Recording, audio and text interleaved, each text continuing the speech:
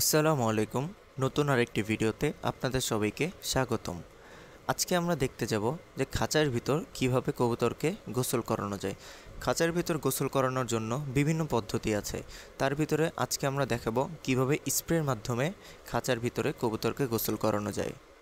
খাঁচায় থাকা কবুতরকে স্প্রে দিয়ে গোসল করাতে চাইলে কয়েকটি ধাপ অনুসরণ করলে কবুতরের জন্য নিরাপদ এবং আরামদায়ক হয়ে উঠবে। ১ নম্বর ধাপটি হলো সঠিক সময় নির্বাচন করা। কবুতরকে গোসল করানোর সঠিক সময় হচ্ছে সকাল অথবা দুপুর, কারণ সকাল ও দুপুরে হালকা রোদ থাকে, এতে করে কবুতর তার শরীরকে দ্রুতই শুকিয়ে নিতে পারে। এবং আরেকটা জিনিস খেয়াল রাখবেন, কবুতরকে ঠান্ডা আবহাওয়াতে গোসল করাবেন না, এতে করে কবুতরের ঠান্ডা লেগে যেতে পারে।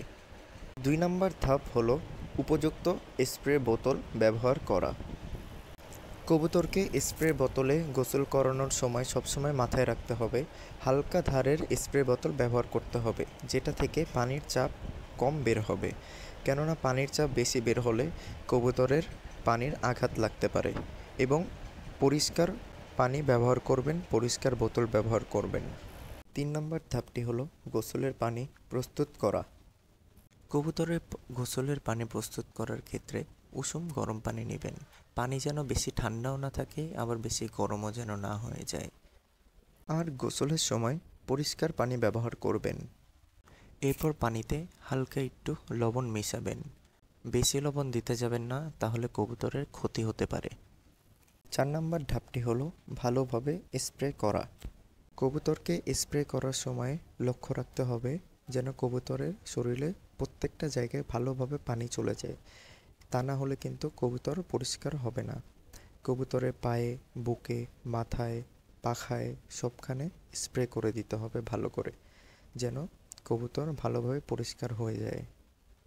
অনেকেই ভয়ে থাকেন কবুতরকে স্প্রে দিয়ে গোসল করানোর সময় চোখে পানি গেলে কবুতরের কোনো ক্ষতি হবে কিনা। তাদের উদ্দেশ্যে বলছি, কবুতরের এই ক্ষেত্রে কোনো ক্ষতি হবে না। কবুতরের চোখের দিকে কম স্প্রে করাই ভালো এবং শরীরের দিকে বেশি স্প্রে করতে হবে। ৫ নম্বর ধাপটি হলো শুকানোর ব্যবস্থা করে দেওয়া। গোসলের পর কবুতরকে রোদে বা হালকা গরম জায়গায় রেখে দিবেন, অথবা খাঁচাটা রোদে রেখে দিবেন। এতে করে তারা দ্রুত শুকিয়ে যাবে এবং তাদের ঠান্ডা লাগার ভয় থাকবে না। এই ছিল আজকের ৫টি ধাপ। এই ৫টি ধাপ অনুযায়ী কবুতরকে গোসল করালে কবুতর নিরাপদ ও আরামদায়কভাবে গোসল করতে পারবে। এছাড়াও বলে রাখা ভালো, প্রতি সপ্তাহে ১ থেকে ২ বার কবুতরকে গোসল করানোই যথেষ্ট। এবং কবুতরকে গোসল করানোর ক্ষেত্রে খেয়াল রাখতে হবে কবুতর ভয় পাচ্ছে কিনা, এদিকটা বিশেষভাবে লক্ষ্য রাখতে হবে। যদি ভয় পায়, ধীরে ধীরে কবুতরকে গোসল করাতে হবে, যেন কবুতরের ভয় ধীরে ধীরে কেটে যায় এবং কবুতর আনন্দের সাথে গোসল উপভোগ করতে পারে।